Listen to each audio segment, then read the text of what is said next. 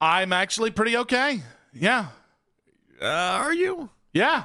Because in a weird way, I feel like, well, first off, I'm disappointed. I think that's but I don't know. In me or Todd Monken? I don't know in Todd Monken. I don't know what would have made me happy, but I'm disappointed about the whole ordeal. I am very unsatisfied in just a lot of ways. Why are you okay? Because it's the Cleveland Browns. So you knew they were going to do the thing that nobody thought they were going to do? Is that the idea? No, the Cleveland Browns were choosing from Nate Scheelhaus, who's been in the NFL for 2 years, Jim Schwartz, who has a .363 career winning percentage as a head coach, Todd Monken, who's a 59-year-old, never been a head coach, and Anthony Lynn, a guy who they had no intention of hiring. So it's not like it was like, all right, you get the Mona Lisa or like a 6-year-old water painting. No, but they found a way to somehow get the combination that would also make Jim Schwartz the most angry, and then have him getting ready to go scorched earth on everybody. It's going to be very fascinating. The fallout from that, I mean, buckle up. We're going to hear all sorts of things, I would imagine. I do think it's funny that people are like, nah, you upset Jim Schwartz. It's like, guys, he was not going to react to not getting this head coaching job, no matter who it was. He was not going to react like, okay. I think they thought that he would. Bluff. No, that's where the Browns are mistaken here, though, is that I think the Browns genuinely, I think they thought that Jim Schwartz was just going to be cool with the whole ordeal. And sure enough, a hothead went being a hothead. Can't be surprised by that. But there were all sorts of people that were convinced that Jim Schwartz would be able to stay on as DC that obviously aren't right today. Listen, I can give you the scorched earth, fire and brimstone. It's a 60-year-old head coach, and this is a clear sign that Jimmy and Andrew Berry could not agree on one of the two candidates either guy wanted the most, or I can give you what I like about it. I can give you the idea that I want you to knock them down like bowling pins, Nick. I want you to take care of this team. Why? Because I just don't want the laissez-faire nature to it all. Listen, it's a long show. I'm gonna get you riled up at some point, okay? I'm gonna get you riled up. Are you having any kind of emotions? I'm having emotions. It sounds like I'm having emotions because I'm having emotions. Okay, then give me your emotions. We're not pleased. That's not fun if I'm just sitting here yelling like a crazy person. But and then that's what you want me to do. You're sitting over there seeming like you're sipping tea. No, I wanted to yell together is what I wanted, okay? I didn't want you seeming like, can I get you some crumpets? Would you like some bread or something like that? Okay, that's carb shaming. You're going to hang out? You're just going to hang out as I just unload on the Browns? I could stand for some of that, yeah. I know you're mad right now. I know you're angry right now. I know Mac's angry. I know Matt Corrali's angry. I know you're angry right now. Matt Corrali's just happy to be alive. Why are we taking this with the temperature of a shrug emoji? I'm going to need a little bit more. And maybe the fans have to do it for us. Maybe we have to get callers all day long. I'm going to need a little bit more. They didn't get anywhere close to the guy that they envisioned when they started this whole ordeal. I got more people suggesting Kevin Stefanski should still have a job than not have a job today. What are we doing? Todd Monken is your answer? I believe it is. That's not a serious answer. But yet it is the answer. That is a ridiculous answer. That is not acceptable. You wanted an offensive head coach. That is the worst head coaching hire you could possibly have made out of the whole allotment of people that you brought in and interviewed and did everything else with. You wanted an offensive head coach, you got one. That is the absolute worst you could have done. Peterlin, you wanted an offensive head coach, you got one. You are so unserious about what's going on with this organization right now. Do I think Todd Monken at 59 years old is all of a sudden going to be some sort of coaching whisperer and some sort of magic coach? No, I don't. Didn't you want an offensive head coach? Do I think Todd Monken's going to be here 3 years? I wanted a young offensive coach. I didn't want Todd Monken. We said from Jump Street. Todd Monken last year with Lamar Jackson was 11th in scoring and 16th in points. With Lamar Jackson, he wasn't able to make it work in year 2 there. What are we doing? Wasn't it year 3? Year 3. I'm losing my mind. Now I'm getting angry at you. The first 2 years were pretty okay. Well, and he had a fantastic year. That's what makes this so weird. Everyone's going to fall back on that Lamar Jackson year where he won his second MVP and was awesome and did everything. 41 touchdowns and 4 interceptions. I'm going to focus on how the fallout happened. I'm going to focus on him not running the ball with Derrick Henry in Week 16 against the Patriots when they desperately needed the win. I'm going to focus on Lamar and the infighting that happened when you can't get along with your franchise quarterback. I'm going to focus on the fallout because ultimately that's how this is going to end up going. Yeah, I'm going to keep an open mind on Monken.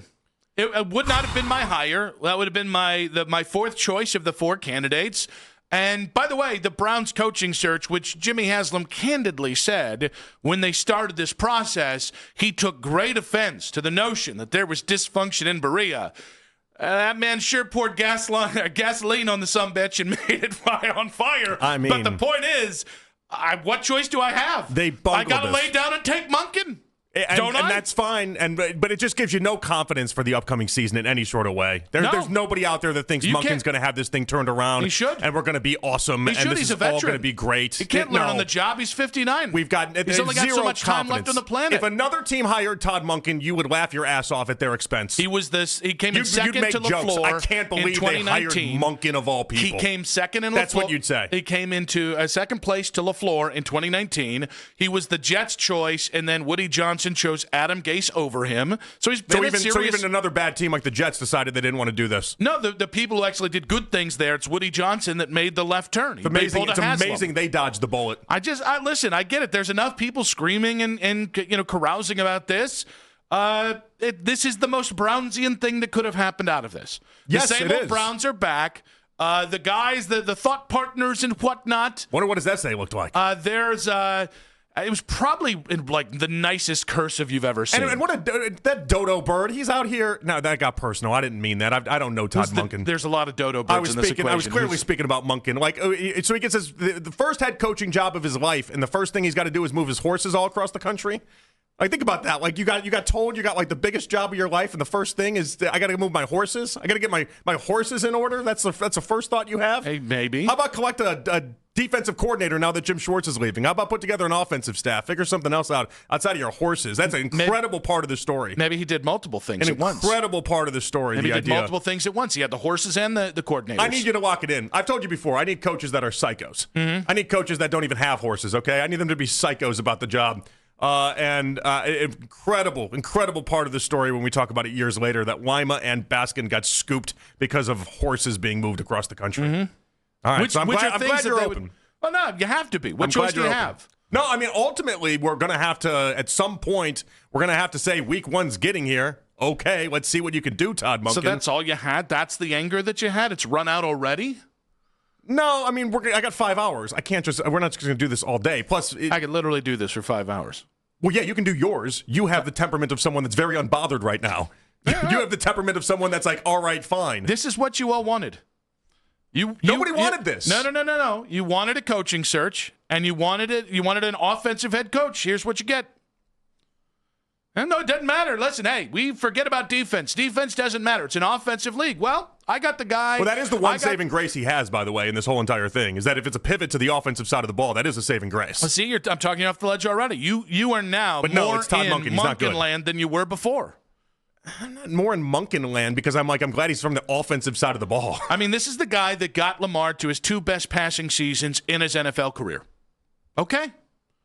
You wanted offense, you got offense. No, but that's the problem, is that I don't know that he had anything to do with Lamar being great because Lamar won MVPs before him. But he didn't win it the same way. It's not if I'm convinced that all of a sudden he made Lamar Jackson into something. Meanwhile, last year, Lamar never looked worse than what he did last season, ultimately ending to him getting fired. He's the guy. And the infighting that was attached to all of it. And not even knowing how to use Derrick Henry properly. He's the guy that took Lamar from is he a running quarterback or is he a passing quarterback, and he elevated him to being a passing quarterback. He's the guy that disagree on that. He's the guy that got Lamar to pass when they were down in the second half, which is how they were. Like if a team had made this hire a year ago, coming off that season for Lamar, it wouldn't be being destroyed right now across the NFL. Well, what we know about Monken is that he uses a lot of different systems and he uses a lot of different ways. But even with Baker, Baker here in 2019. Baker never has thrown for more interceptions in a season than he did with Todd Monken. So he's a no risky, no bisky. He is a lot of no risky, no bisky. He is a lot of airing the ball out. You don't like a little no risky, no bisky? I'm interested in that with Shador, that part of it, because Shador likes to throw the ball deep. So I am interested in that side of things. I can't lie to you from that component of it all. But ultimately, you can't put lipstick on this pig. This is not the hire they sought out. This is not the hire that they wanted. Todd Monken is not the answer. If another team made this hire, you'd laugh at on this pig. Do your best. Let me put lipstick on this pig. Go ahead. All right. 1, he speaks like a head coach, not a computer. People are going to fight. He's plain spoken, and he will tell you if he thinks he failed. He'll tell you. You're going to like that. Lamar's best season. You're going to like that. Lamar's best season as a passer, both of them came under Todd Monken's tutelage, coming off the time where no one in the NFL would have poached Lamar from the Ravens because they thought he was a run-first quarterback, and no one would give up 2 first-rounders to go ahead and sign Lamar. He is as experienced as it gets. Like, this is the antithetical thing to Shieldhouse, who had 2 years as an offensive assistant. He knows the building, having been here previously. and he wanted the job. Like, I had to deal with Grant Udinski. Does he want the job, or does Mike McDaniel want the job, or would an OC job be better? I think we know Todd Monken would have sold his left nut to get this job. Sign me up. I got a head coach that actually wants to be here. Wanting to be here is not enough of a qualification for getting a head coaching job. Now? No, When I hear people are talking about Nate Shieldhouse would rather be the OC in L.A. than be the head coach here, I don't want a guy with 1 foot in. Wanting to be here is not the qualifications. That is not enough for me to be like, oh, great, I'm on board with Monken. He's going to be awesome because he wants to be here? We can all agree. That matters 100%. It doesn't matter if he's awesome or not based off if he wants to be here. A lot of people want to be places and still end up sucking. Him being both feet in on this does matter. Kevin Stefanski spent the last 2 years. Kevin Stefanski's agent spent the last 2 years telling everybody under God's green earth that, you know what, Kevin, any of the decisions you don't like that haven't worked out for the Browns, it wasn't Kevin's decision. He just went along for it. We are not getting that with Todd Monken. And by the way, if we do, the guy will have a set on him to actually say it to our faces instead of hiding behind his agent. Right. So 5 weeks in, if you start off 1-4, he's like, but I wanted to be here. Like that's not enough for me, and that's also not enough for a hire. That's the problem. Plus, I gave you 4 things, and you're focusing on one of the 4 things. But Jim Schwartz wanted to be here too. Jim Schwartz wanted to be here. Wanted Jim Schwartz. Jim Schwartz wanted to be here. Why don't we just give him the job? Don't act like you wanted Jim Schwartz. I didn't want Jim Schwartz. I wanted Shieldhouse. Clearly, what are we fighting over? All the dust is settled. We're not fighting over anything. I think we might be getting there, though. Well, you're trying to defend Monken in a way that I find to be a little interesting. I gave you 4 legitimate reasons why Todd Monken is not the end-all be-all. We agree this process was a disaster. We agree 100%. We agree they should they look Andrew like Berry idiots right in now. Plain daylight. The Browns look stupid right now, and I want that to be the theme. This might cost them both Jim Schwartz and Myles Garrett. No bueno. But acting like there's no validity for this hire, not saying you are, but most people are, I disagree with that sentiment. I gave you 4 reasons. Him wanting to be here and saying, I'll take Jim Schwartz as your DC. I'll work with Shador and Deshaun Watson. Even using the Lamar thing falls a little short on me, though, because first off, Lamar won MVPs before him. But he won also, 1, and it was 4 years before. We discredit, he won it in year 2. We discredited, that doesn't mean he didn't ever win it before. We discredited throughout the entire process, though, Dan Pitcher because he works with Joe Burrow and Joe Brady within Buffalo for working with Josh Allen. Yeah, the difference at multiple turns, you said neither one of those guys. There's a huge difference. The year before, people were debating whether Lamar was worth the contract he was about to be given. People thought Lamar was a run-first quarterback. And then we saw Lamar hit heights as a passer he had never seen before. What heights? He threw for 400 more yards the following season. Yeah, what about the year after? Year 2 in the system, where he threw for 40-some hundred yards and 41 touchdowns. I mean, again, even like the aggregates. Like he was a much better quarterback in year 2 than he was in year 1, but I'm not putting that at the feet of Todd Monken. Okay, so I don't think Todd Monken was the reason why Lamar was great. Evidenced by Lamar then this year taking a massive step backwards and then blaming Monken and falling short with Monken at every turn. Let's go year 2 of Lamar. You think Monken had more to do with it than Lamar did? I think Monken had a lot to do with it. The point is, we can give everybody credit. Lamar's an incendiary talent, but he developed as a passer. Meanwhile, under Monken. The Baltimore Sun during the season said sources with direct knowledge of how Monken ran an offense said players felt the Ravens worked out a specific game plan during the week only to abandon it mid-game, creating chaos and confusion. They also viewed Monken as increasingly standoffish and unwilling to collaborate with players. Yeah, there's a reason why John Harbaugh got fired. It wasn't babes in Toyland. I just like, listen, the process is the problem here. Todd Monken, because my problem is, it's not that I am just all in on Todd Monken. Guys, look at the other 3 hires.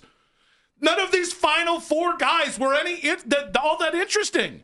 I'm going to hire a babe because, I don't know, Ken Carman knows him from Iowa State because he's got 2 years suckling at the teat of Sean McVay.